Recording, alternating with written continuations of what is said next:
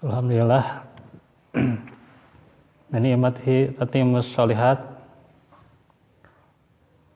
wa bi ni'matihil Islam wal iman. Asyhadu an la ilaha illallah wahdahu la syarikalah wa asyhadu anna Muhammadan abduhu wa rasuluh alladzi la nabiyya ba'dah. Alhamdulillah, ikhwatu fillah, malam hari ini kita di majelis ilmu yang senantiasa kita dawamkan di waktu maghrib ini, yang atas segala kemudahan dan juga keringanan yang Allah berikan kepada kita. Dan untuk pembahasan dari maghrib ini akan menjelaskan seputar sabar, ya. Bahwasanya banyak sekali hadis-hadis yang berkaitan dengan sabar, dan keterangan-keterangan dalam Al-Quran pula itu banyak, ya. Bagaimana yang menerangkan utamanya sabar, dan bagaimana pula di dalam Al-Quran seseorang yang bersabar itu diantaranya mendapatkan pahala yang tiada batas. Dalam surah Az-Zumar ayat ke-10 itu di baris yang terakhir dikatakan bahwa innama yuwaffas sabiruna ajrahum bighairi hisab. Hanya saja orang-orang yang bersabar itu akan diberikan pahala tanpa batas. Karena itu pula sampai seorang itu merasa tercukupi dan juga merasa dirinya mendapatkan rezeki yang agung, diantaranya adalah kesabaran. Karena itulah ketika menghadapi segala macam bencana, segala macam rintangan dan godaan, maka sabarlah adalah kunci untuk menangkal agar ia tidak terbawa-bawa pada hal yang negatif yang akan membuat imannya turun, gitu, ya. Maka bagaimana ada sebuah pahala bagi kita, yaitu dengan sabar ketika adanya bencana, termasuk pula ketika orang yang tersayang meninggal dunia, gitu, ya.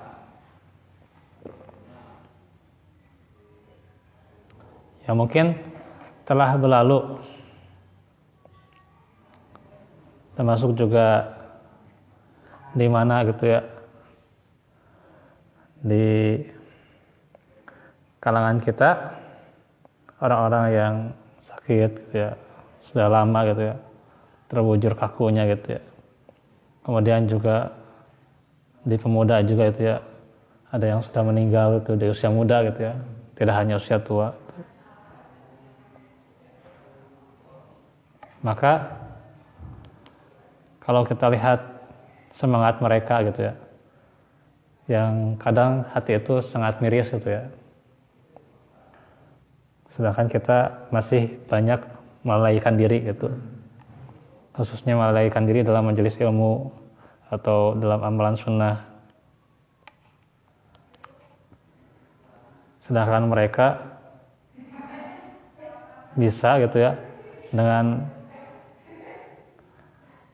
keterbatasan mereka bisa berjuangnya luar biasa gitu. Sebagaimana itu Ibnu Mas'ud tuh ya, itu kan kakinya kecil gitu ya, kakinya kecil tapi bisa terus gitu ya semangat dalam bermajelis ilmu. Abu Hurairah juga demikian tuh ya, punya keterbatasan tapi beliau bisa semangat majelis ilmu gitu. Bisa mendahului Ya. orang-orang yang sempurna ini Ya itu. Bisa mendahului itu. Itu yang menjadi ibrah buat kita. Yang terkadang kita diberikan nikmat kecukupan, kesehatan dan sebagainya, sedangkan kita masih berat untuk beramal soleh, sedangkan mereka susah payahnya minta ampun gitu. Maka ketika kita kehilangan orang-orang yang tersayang atau orang yang ditimpa musibah, itu diantaranya ada sebuah hadis qudsi yang sangat indah, di mana Nabi Muhammad SAW bersabda,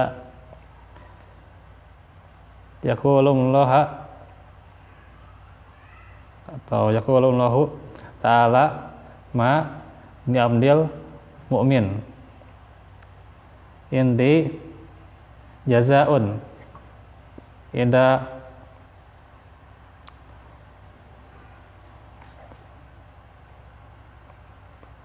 qabattu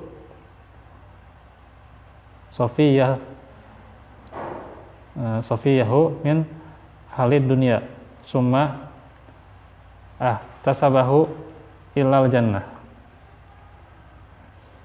Allah Ta'ala berfirman, berarti ini hadis qudsi ya.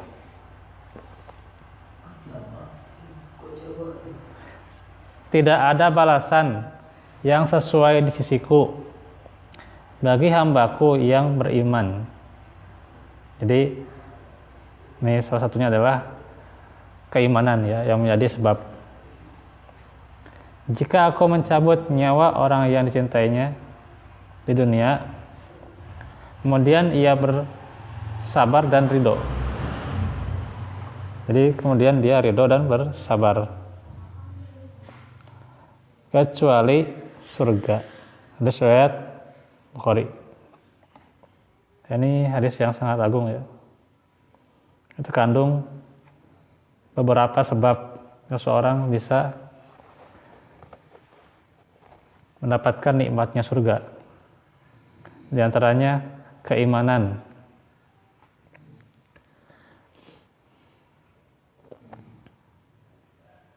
Ketika orang yang beriman tuh ya dicabut nyawanya, itu kan pasti adanya malaikat rahmat tuh ya yang datang kepadanya gitu. Orang yang beriman, yang istiqomah gitu ya, dia berkata bahwa Allah sebagai Robnya gitu kan.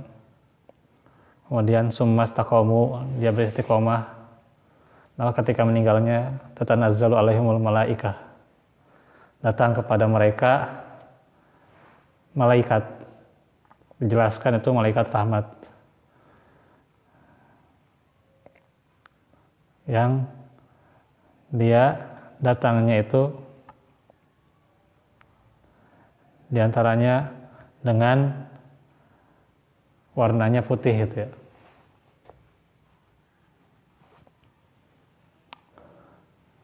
Alla takhafu wa la tahzanu. Di sisinya itu kan ada malaikat pencabut nyawa itu ya. Dikatakan alla takhafu wa la tahzanu.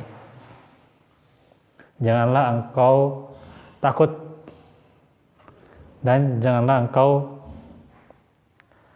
bersedih. Wa absyiru bil jannah. Dan gembiralah dengan surga allati kuntum tu'adun, yang telah dijanjikan kepadamu. Itu orang yang soleh, orang yang beriman, yang dia beristiqomah. Jaminan enak. Iya betul. Emang nggak ada jaminan tuh di kapan kita sakaratul maut tuh, nggak ada jaminan untuk apakah dalam keadaan soleh atau tidak gitu. Itu yang kita Nah, ini. percaya. Iya. Di hari wafat kita kan waktu sakaratul maut kita di akhir hayat itu bisa khusyuk bagaimana? Iya. Kayaknya itu diantaranya harus istiqomah itu. Berat sekali istiqomah itu bang. Istiqomah dari perkataannya, dari hatinya, perbuatannya. Istiqomah itu. Itu sebab orang itu bisa husnul khotimah.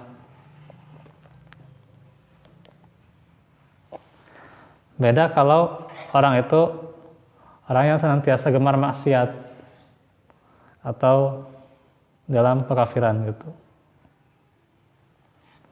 Datang malaikat mencabut nyawa itu dalam keadaan hitam gitu, bahkan buruk rupa itu ya kelihatannya ketika datang kepada dia gitu, Menyeramkan.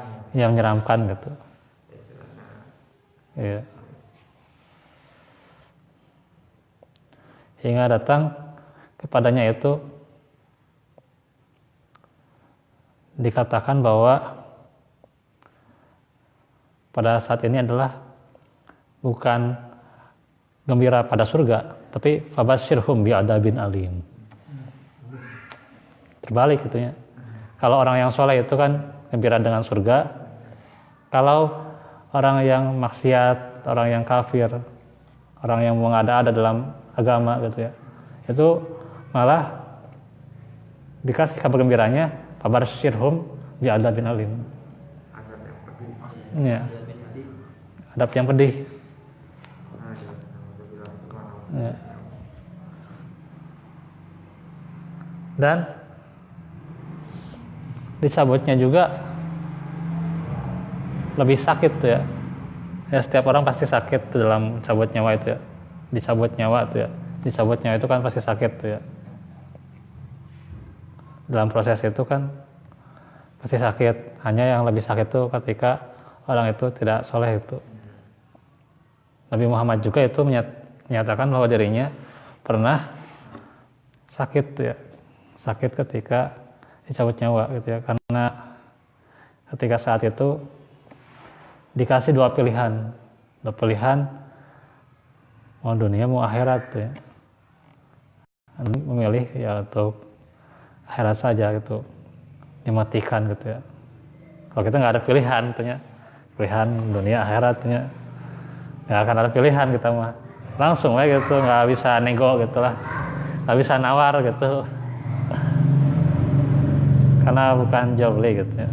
Kalau para nabi itu ada nego gitu ya, bisa ditawar gitu Ya katanya ya. pernah dalam itu waktu malaikat Israel mau mencabut juga pamit dulu gitu.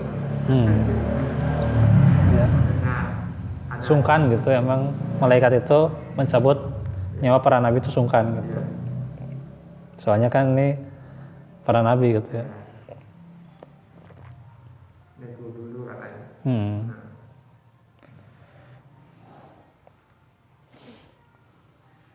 Nah, kalau kita nggak ada jaminan, jadi ya harus sebisa mungkin upayakan gitu ya, apa yang kita perbuat saat ini yang merupakan kebaikan, jadikan pula kebaikan di saat kemudian gitu. Agar apa? Hasilnya juga kebaikan di saat kita menjelang kematian kita. Itulah nikmat keimanan, yang merupakan nikmat yang paling agung. Orang kalau dia tidak dengan iman mungkin ya nggak akan bisa gitu ya. Dia niat datang ke majelis ilmu gitu ya, tanpa iman ya berat gitu ya. Jadi karena dia termotivasi dengan keimanan, dia bisa ke majelis ilmu. Dia bisa beramal soleh, dia tahu oh ini dengan motivasi keimanan dia beramal sunnah gitu. Jadi harus ada motivasi keimanan tuh ya. Target kita diantaranya keimanan kita gitu. Bahwa kita itu orang yang beriman, harus mewujudkan keimanan kita untuk senantiasa beramal soleh gitu. Nah, yang itu iman, amal, ilmu itu berkaitan. Iya betul. Berkaitan. Iman, amal, ilmu tuh ya. Iman, amal, ilmu. Kalau kita iman kita tidak dengan ilmu juga repot. Itu pupuknya iman, ilmu. Nah, sehingga itulah ketika dicabut nyawanya juga, orang yang beriman itu akan mendapatkan surga juga dengan keistiqomahannya.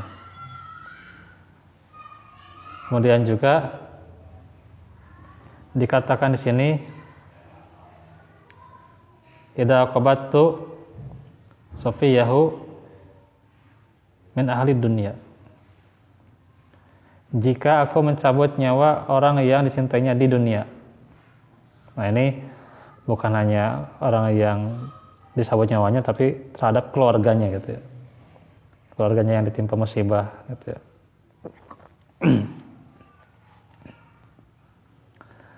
Dikatakan summa ihtasabahu ilal jannah itu. Kemudian dia ihtisab ya. Ihtisab di sini dikatakan oleh para ulama dia hanya ridho dan sabar ya. Karena ridho itu yang paling tinggi kedudukannya dan juga dia punya kesabaran. Ada yang paling rendah itu orang yang senantiasa marah, degradasi, orang yang suka marah itu paling bawah gitulah. Sehingga dengan kemarahannya itu kadang wah begini dan begitulah, bisa mengoceh gitu ya, mengeluh gitu kan, menyalahkan orang. Nah itu orang yang senantiasa marah itu ketika ditimpa musibah dia orang yang paling buruk derajatnya di sisi Allah itu. Ada lagi yang minimalnya itu yaitu orang yang sabar. Orang yang sabar dia menahan dirinya untuk berbuat maksiat. Aku maksiat ya. Berat itu. Luar biasa itu. Apalagi sabar menghadapi takdir itu kan. Ya Allah, sabar maksiat itu luar biasa. Apa yang ditakdirkan misalnya kemiskinan atau kekurangan dan sebagainya, itu kadang yang lebih berat tuh. Tapi ketika ditakdirkan kekayaan dan sebagainya, itu yang kadang lalai gitu ya. Itulah yang membawa kita, itu cara yang membawa. Karena itu minimalnya emang kita bisa derajat kesabaran itu didapatkan gitu. Ketika ada masalah ya kita sabar, maafkan gitu ya gitu. Walaupun terkadang kita masih ngegundal gitu ya di hati kita gitu ya. Ini kesalahan si fulan, si fulanah begini dan begitu gitu ya. Masih gitu ya. Kita itu terpendam gitu kesalahannya, tapi ya kita sabar gitu.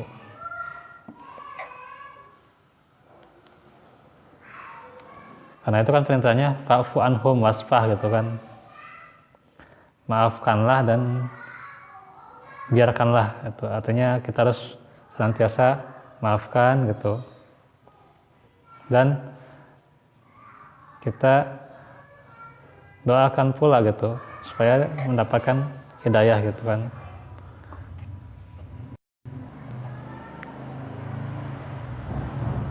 Terus yang lebih tinggi lagi yaitu syukuran. Ya orang ketika dapat masalah, ketika dapat musibah, itu dia bersyukur. Karena boleh jadi apa yang diderita saat ini itu tidak lebih berat dibandingkan orang-orang di luar sana gitu. Ada orang di luar sana kan lebih berat ujiannya dibanding dia gitu kan gitu. Dia bisa bersyukur gitu.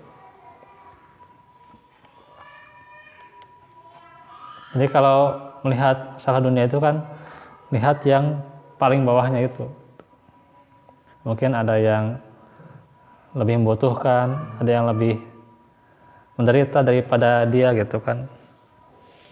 Ada yang lebih sakit dan sebagainya. Sehingga dia bisa mensyukuri keadaan dirinya gitu. Itu memang berat juga gitu ya. Kita Ya. hanya melihat ke bawah ya. Akhirat harus melihatnya ke atas. Ya. Kenapa dia bisa ibadah Ya, itu kok. kalau akhirat ya lihat yang lebih tinggi gitu, yang lebih atas gitu. Ada orang yang hafalannya lebih gitu ya, bisa beramal sunnah dengan banyak gitu kan, iya, dia lebih termotivasi gitu. Ya, itu.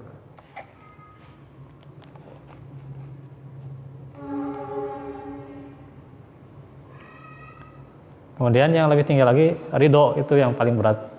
Ridho, ridho itu benar-benar apa misalnya yang dia derita, yang dia terima, benar-benar dia bisa menerima tanpa ada kesalahan yang masih terngiang gitu ya.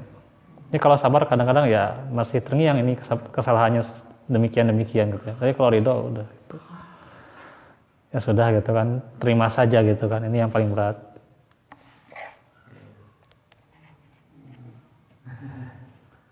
Kalau dia bisa menggandengkan antara sabar, syukur, dan ridho, itu luar biasa. Sangat jarang sekali. Ada sebuah hadis man sobaro tu farong. Orang Iya, siapa betul. yang sabar pasti menang. Iya. Dengan ayat Al-Qur'annya inna Allaha ma'as sabirin. Nah itulah. Iya, Ya, orang yang sabar mendapatkan ma'iyah gitu kan. Allah akan Kebersamaan Allah gitu. Allah akan bersama orang yang sabar. Iya. Aduh, maaf ya.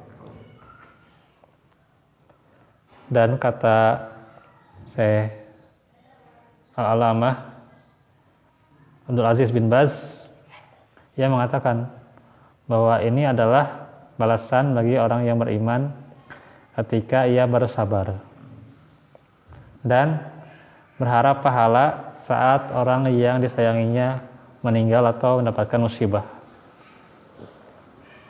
So, diantaranya adalah surga. Orang yang disayang mencakup orang tua misalnya, atau saudara, atau anak, istri, dan sebagainya. Jika seseorang bersabar, saat salah satu mereka meninggal, maka Allah membalasnya dengan surga dan kemuliaan. Dan dia dipuji di hadapan penduduk langit gitu. Penduduk langit mendengar bagaimana pelakuan, bagaimana sifat mulia dari orang yang bersabar. Ini si fulan, si fulanah gitu ya. Bahkan orang yang saling menyayangi itu kan disebut gitu ya. Disebut, wahai semua penduduk langit dan bumi, sayangilah dia gitu. Orang yang saling menyayangi. Orang yang beramal secara sembunyi-sembunyi gitu ya. Jadi nggak usah beramal itu banyak ditampakkan gitu ya. Jadi secara sembunyi-sembunyi saja itu Allah sangat meridhoinya gitu. Dan bahkan tuh ya, bagaimana kisahnya itu sahabat Uwais gitu ya. Al-Qarni itu kan beliau tidak terkenal di dunia tapi terkenal di langit gitu ya. Itu sahabat bukan sahabat ya, itu tabi'in ya, Uwais Al-Qarni itu ya, tabi'in. Dan dikatakan kepada Umar, kalau kamu menjumpai dia, katakanlah gitu bahwa diantaranya itu penghuni surga. Padahal nggak terkenal diantara para sahabat. Bahkan mau ketemu sama Nabi itu kan tertunda karena dia berbakti pada orang tuanya. Saking Iya. pada orang tua itu ya. Iya. Saking baktinya pada orang tua. Itu luar biasa. Itu luar biasa. Maka disebutlah dia di hadapan penduduk langit, dan disebut pula dalam hadisnya gitu ya. Nah, itulah bagaimana orang-orang yang mendapatkan ganjaran gitu ya. Maka sekecil apapun amalan kita, itu akan mengangkat derajat kita di dunia dan di akhirat. Itu mungkin faedah yang bisa disampaikan pada malam ini. Insya Allah untuk besok kita lanjutkan kembali di pembahasan akidah. Wa'alafu minkum. Rabbana atina fid dunya hasanah wa fil akhirati hasanah wa qina adzabannar. Aqulu qouli hadza wa astaghfirullah li wa lakum. Subhanakallahumma wa bihamdika asyhadu an la ilaha illa anta astaghfiruka wa atubu ilaik. Rabbana atina min ladunka rahmah wa hayyi lana min amrina rashada. Assalamualaikum warahmatullahi wabarakatuh.